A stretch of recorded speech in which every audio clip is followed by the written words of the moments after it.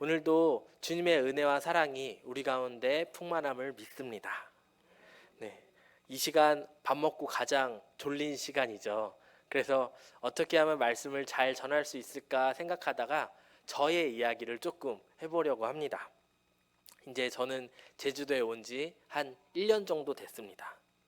제주도에 처음 왔을 때 적응하느라 정신이 없었습니다. 주변에 뭐가 있는지도 잘 모르고 낯선 곳에 와서 어떻게 살아가야 될지 정신을 바짝 차리고 살아갔습니다.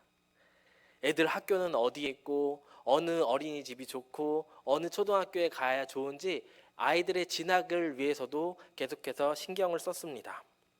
그리고 처음에는 물론 홈플러스와 이마트가 가까이 있어서 감사하긴 하지만 어느 고기가 더 좋은지, 어느 곳에 가면 야채를 더 싸게 좋은 야채를 살 수 있을지, 그리고 어디 가면은 좋은 생선이 싱싱하게 있는지 이것들을 참 많이 궁금했습니다.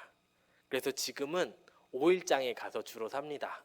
네, 이 뒤에 있는 박사모는 오일장에 벌써 생선 가게 단골이어서 거기 가면 생선 한 마리씩 더 얻어오곤 합니다. 이렇게 잘 적응하며 살아가고 있습니다. 어느 날 제가 제주도에 많이 적응했구나 라는 생각이 들 때가 있었습니다. 그때가 어느 때였냐면 밖에서 열심히 일을 하다가 문득 목이 말라서 냉장고 앞으로 왔습니다.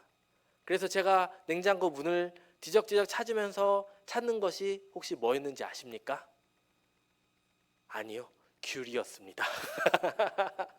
네, 목이 말랐는데 물을 찾기보다는 시원한 귤을 찾더라고요. 그래서 찾다 못 찾아서 사모한테 물어봤습니다. 귤 어디 있어요? 물어보니까 저기 밖에 베란다에 있잖아요. 이야기하더라고요. 그래서 겨울에 너무 맛있는 귤을 잘 먹었습니다. 네, 이렇게 제 모습이 제주도에 와서 점점 변해감을 봅니다. 이 제주도에 맞게 생활하려 하고요. 그리고 또 제주도에 맞는 삶을 살아가려 합니다. 이처럼 제주도에 잘 적응하며 살아가고 있는 가운데 오늘 어떤 말씀을 여러분에게 전할까라는 생각을 하면서 오늘 말씀이 기억이 났습니다. 제가 제주도에 잘 적응하고 있듯이 여러분도 예수 그리스도 안에 잘 적응하며 살아가고 계십니까? 나는 예수 그리스도 안에서 잘 붙임 바 되어 접붙임 바 되어 살아가고 있습니까? 우리 모두는 예수 그리스도라는 커다란 나무 안에서 접붙임 바 되어 살아가고 있습니다. 접붙이기라는 이 용어는 조경에서 사용을 많이 하죠. 나뭇가지를 잘라서 다른 나뭇가지에 붙여서 그 나뭇가지에서 오는 그 뿌리로부터 오는 그 진액을 이 나뭇가지가 받아서 성장하게 하죠. 이렇게 접붙임하게 되는 까닭은 여러 가지 다양한 과일을 우리가 볼 수 있기 때문이죠. 제가 아까도 그렇게 목마를 때 찾았던 그 귤도 처음에는 그 귤의 모습만 있었지만 이런 여러 가지 접붙이기를 통하여서 레드향도 생기고요. 그리고 한라봉도 생겼습니다. 이렇게 여러 가지 접붙임을 통하여서 한 나무 안에서 다양한 모습의 열매를 맺을 수 있는 것입니다. 로마서 11장 17절 18절 말씀에 보면 이런 말씀이 있습니다. 제가 봉독하겠습니다. 또한 가지 얼마가 꺾였는데 돌 감람나무인 내가 그들 중에 접붙임이 되어 참 감람나무 뿌리의 진액을 함께 받는 자가 되었은즉 그 가지들을 향하여 자랑하지 말라. 자랑할지라도 내가 뿌리를 보전하는 것이 아니요 뿌리가 너를 보전하는 것이니라. 아멘. 우리는 예수를 믿기 전에는 죽을 수밖에 없는 사람들이었습니다. 예수님 밖에 예수님을 모르던 그 시간에는 우리는 삶 이후에, 죽음 이후에 어떤 삶이 또 있는지 모르던 사람들이었습니다. 그런데 죽을 수밖에 없는 우리를 예수 그리스도의 십자가의 은혜로 예수 그리스도의 나무 안에 접붙임해 주셨습니다. 그래서 우리가 살아갈 수 있는 삶의 이유는 바로 진액을 받는 자가 되었기 때문입니다. 그러면 그 진액은 어디서부터 올까요? 뿌리에서부터 옵니다. 18절 후반절 말씀에 보면 뿌리가 너를 보전한다라고 말씀하고 있습니다. 즉 내가 접붙임 되어서 나무 가지 안에 붙어 있는데 나에게 오는 이 진액이 바로 뿌리로부터 온다는 것입니다. 이 뿌리는 바로 예수 그리스도입니다. 예수 그리스도의 그 사랑과 그 은혜가 그 뿌리로부터 나를 풍성케 함으로 말미암아 내가 접붙임 바 된 가지였음에도 불구하고 내가 그 안에서 살아갈 수 있는 것입니다. 그 접붙임 바 된 나는 하나님 안에서 예수 그리스도의 가지로서 열매 맺는 삶을 살아가야 합니다. 그래서 우리는 접붙임 바 된 가지로서 열매 맺는 삶을 살아가야 합니다. 열매 맺는 삶이란 무엇일까요? 오늘 본문 말씀의 2절 말씀에 이런 말씀이 있습니다. 무릇 내게 붙어 있어 열매를 맺지 아니하는 가지는 아버지께서 그걸 제거해 버리시고 무릇 열매를 맺는 가지는 더 열매를 맺게 하려 하여 그것을 깨끗하게 하시느니라. 아멘. 하나님 아버지께서 농부가 되어주시고 예수님께서 나의 뿌리가 되어주시고 내가 그 안에 자라나고 있는데 내가 열매를 맺지 아니하면 하나님께서 그것을 제거해 버리신다라고 합니다.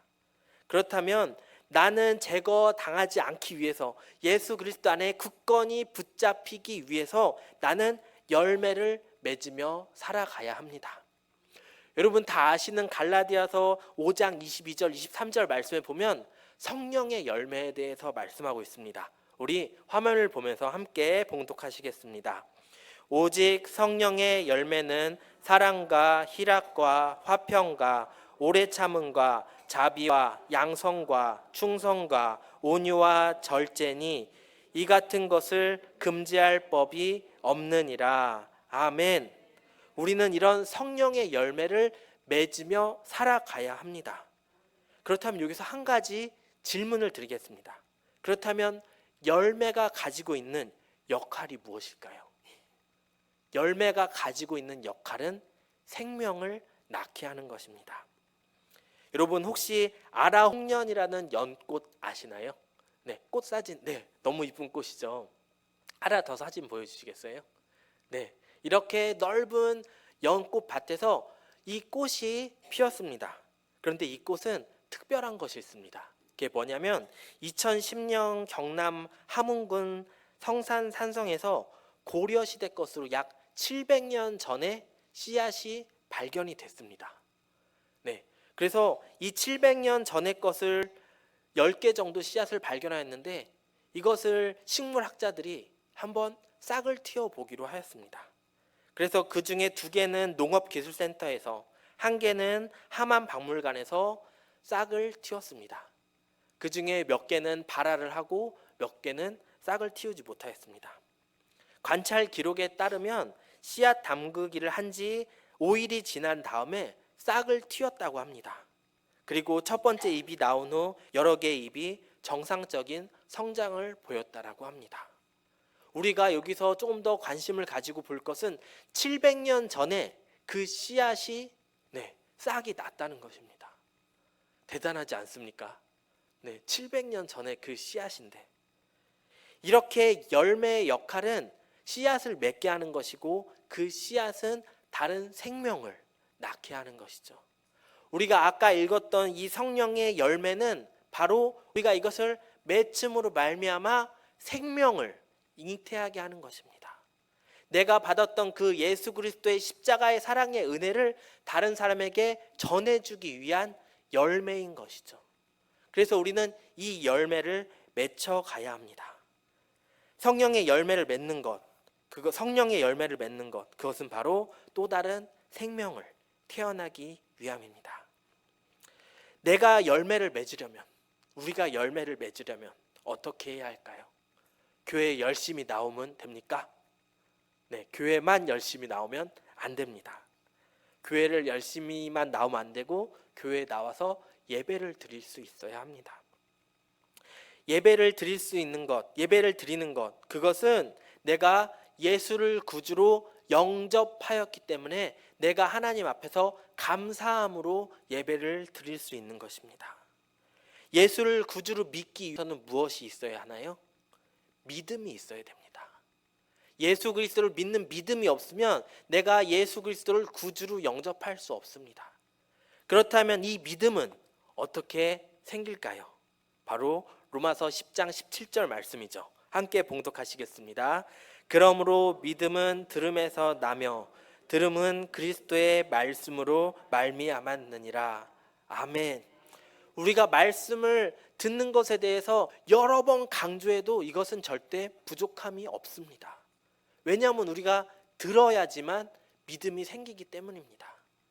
사람들과 대화하다 보면은 이런 것들을 가끔 느끼곤 합니다. 뭐냐면 사람들과 대화하다 보면, 성도님들과 대화하다 보면은 이 성도님의 관심이 이것이구나 라고 느낄 때가 있습니다. 제가 지난 수요 예배 때도 말씀드렸는데, 내가 자주 말하고 내가 자주 생각하고 내가 다른 사람들에게 말하는 것이 내가 생각하고 내가 하고 싶은 것입니다. 그래서 유튜브를 본다든지 내가 어떤 것에 대해서 관심 있게 보고 있다면 나는 그것에 대해서 충분히 말할 준비가 되었습니다. 그리고 나는 내가 충분히 관심을 가지고 아는 것에서만 말을 하려고 합니다. 그래서 성도님들과 대화할 때 이 성도님은 이것에 관심이 있구나, 이 성도님은 이것에 대해서 정말 중요하게 생각하구나 라는 것을 느낄 수가 있습니다. 그런데 우리가 만약 말씀만을 들었다면, 우리가 말씀을 더 연구하고 말씀을 사모한다면 우리의 입술에서는 당연히 말씀이 나오겠죠. 우리가 들은 것, 우리가 아는 것을 전하는 것이 사람의 기본인데, 우리가 예수 그리스도를 사랑하고 예수 그리스도의 말씀을 듣기를 사모하며 주님 앞에 날마다 나아온다면 우리의 입술에서는 당연히 하나님의 이름, 예수 그리스도의 사랑을 말할 수 있다는 것입니다. 그래서 여러분에게 이렇게 권면하고 싶습니다. 여러분, 예배의 자리에 나오십시오. 듣기를 사모하십시오. 우리의 믿음을 성장시키기 위하여 하나님의 말씀을 정말 귀하게 생각하고 정말 이 자리에 나와 하나님 앞에 말씀을 들으십시오. 그렇다면 그 믿음이 우리 안에 날로 성장할 줄 믿습니다. 두 번째는 끊임없이 기도해야 됩니다. 이것도 계속해서 강조해도 모자름이 없는 것 같습니다. 디모데전서 4장 5절 말씀에 보면 이런 말씀이 있습니다.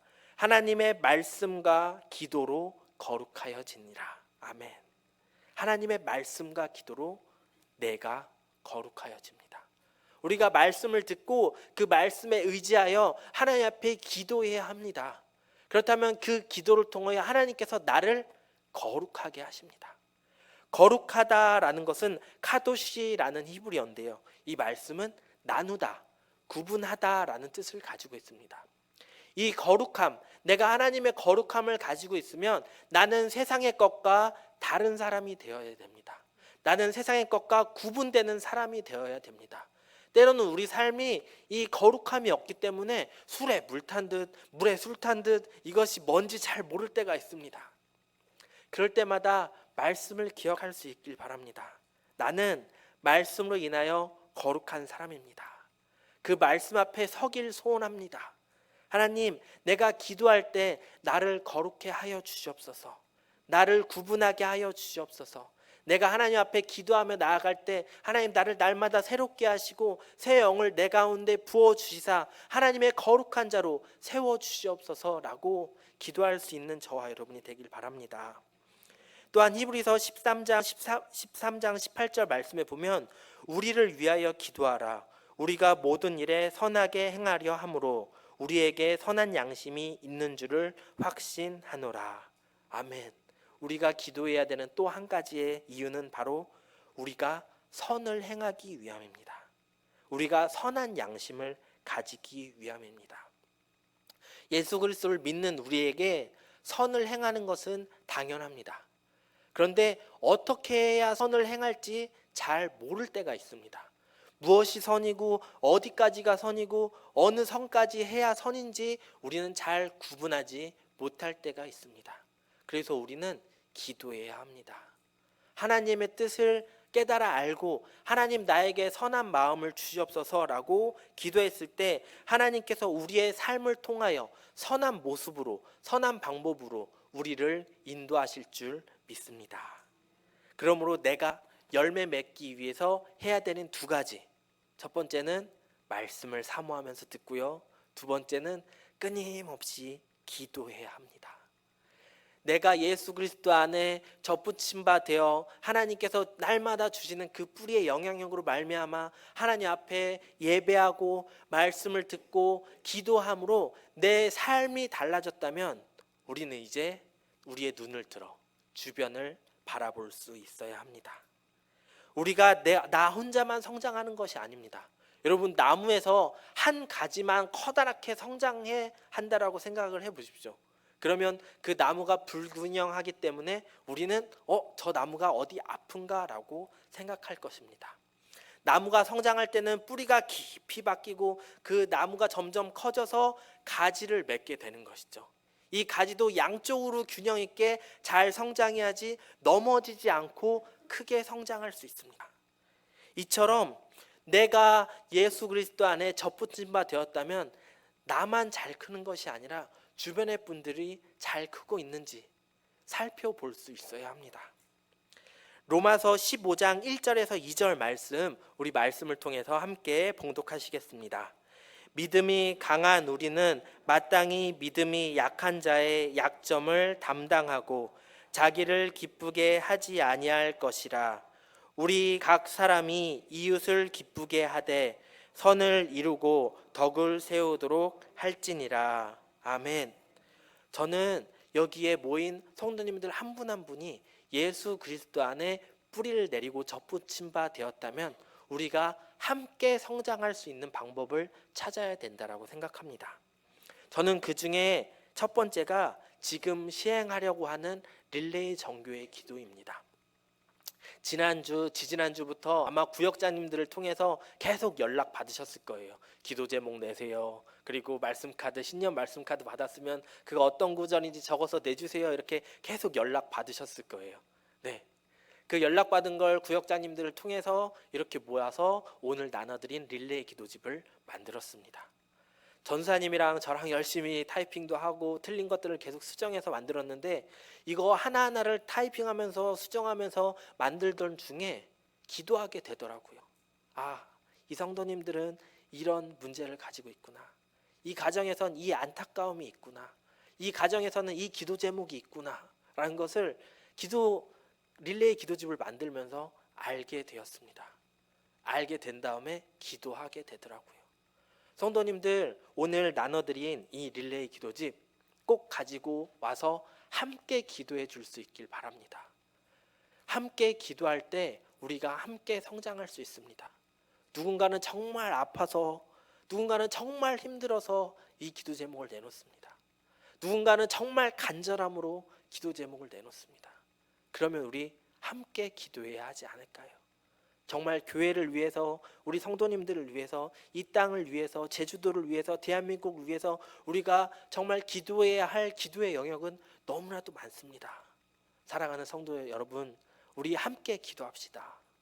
네, 이 릴레이 기도 이 집을 통해서 기도 시간을 통하여서 우리가 함께 기도하여 나아갈 때 우리의 기도의 영역이 넓어짐을 믿습니다. 더 많이 사랑할 줄 믿습니다. 더 많이 나눌 수 있음을 믿습니다. 그래서 우리가 함께 기도함으로 더욱더 든든히 세워갈 수 있는 서호교회가 되길 바랍니다. 또한 우리가 함께 자라나기 위해서 살펴보아야 될 것은 다음 세대입니다. 다음 세대를 우리가 성장시키고 키우지 못하면 이 교회는 정말 미래가 없을 수도 있습니다. 교회 안에 열매 맺혀가는 아이들을 위해서 기도해 주시길 바랍니다. 어느 목사님께서 교회 학교 아이들은 온실 안에 있는 나무라라고 비유를 하신 적이 있습니다. 믿음 안에서 자라나는 아이들, 그리고 그리스도 안에서 자라나는 아이들, 물론 잘 자라날 것을 우리가 알고 있지만 여러분, 나무를 키울 때, 그리고 어떤 식물을 키울 때 계속해서 비료를 주고 물을 주고 잘 성장하고 있는지, 그 주변에 풀은 있는지 없는지 잡초들을 제거해주고 이렇게 하는 이유가 더욱더 커다란 나무가 되기 위해서잖아요. 우리 아이들한테도 이런 사랑의 영향력을 나눌 수 있길 바랍니다. 오늘 우리 유치부 친구들은 13명 왔습니다. 오늘 아동부 친구들은 30명 왔습니다. 오늘 중고등부 친구들은 17명 왔습니다. 총 60명의 우리 교회 학교 아이들이 지금 오늘 교회에 참석했습니다. 네, 적은 숫자가 아닙니다. 육지에 있는 교회들은 아동부가 없어서, 유치부가 없어서, 중고등부가 없어서 그 부서를 닫는 교회들도 참 많이 있습니다. 그런데 저는 서호교회에 와서 참 감사한 게, 하나님, 이 아이들을 맡겨주셔서 감사합니다 라는 기도를 했습니다. 여러분, 60명의 아이들, 그 아이들이 이제 조금만 지나면 이제 고3 친구들은 바로 내년에, 그리고 고등학교 2학년 친구들은 2년 뒤에, 3년 뒤에, 5년 뒤에, 10년 뒤에 이 친구들이 자라서 이 자리에 함께 앉아 예배 드릴 것입니다. 그런데 이 친구들이 함께 앉아서 예배 드릴 건데 나 몰라라 할 수 있겠습니까? 네, 이렇게 부탁드립니다. 부장님께 말씀드려서 간식 한 번씩 사주세요. 네, 간식 한 번씩 사주세요. 네, 정말 사랑스럽고 정말 귀한 우리 아이들입니다. 우리가 이 아이들을 온실 안에 있는 화초라 생각하고 그냥 방치해두면 이 아이들이 어떻게 자랄까요? 당연히 잘 자라겠거니라고 생각한다면 이 아이들이 과연 잘 자랄 수 있을까요? 이 아이들을 위해서 계속해서 기도해줘야 되고 필요한 것들을 채워줘야 되고 이 아이들이 잘 성장하고 있는지 한 번씩 봐주세요. 네, 그래서 이 아이들이 서울교회의 미래의 힘을 기억하면서 끊임없이 기도하고 영향력을 서로 나눌 수 있길 바랍니다. 네, 말씀을 정리합니다. 우리는 예수 그리스도 안에서 접붙임 바 되어서 살아가고 있는 자들입니다. 누구는 먼저 접붙임 바 될 수도 있고요. 누구는 나중에 접붙임 바 됐을 수도 있습니다. 하지만 우리가 먼저 된 자, 나중된 자 상관하지 않고 하나님 안에서 풍성한 가지로 성장하로 말미암아 하나님 안에서 커다란 나무를 만들어낼 수 있길 바랍니다. 우리 이렇게 함께 따라하고 말씀을 마치려고 합니다. 같이 따라하겠습니다. 나는 생명을 전하는 열매 맺는 가지입니다. 아멘.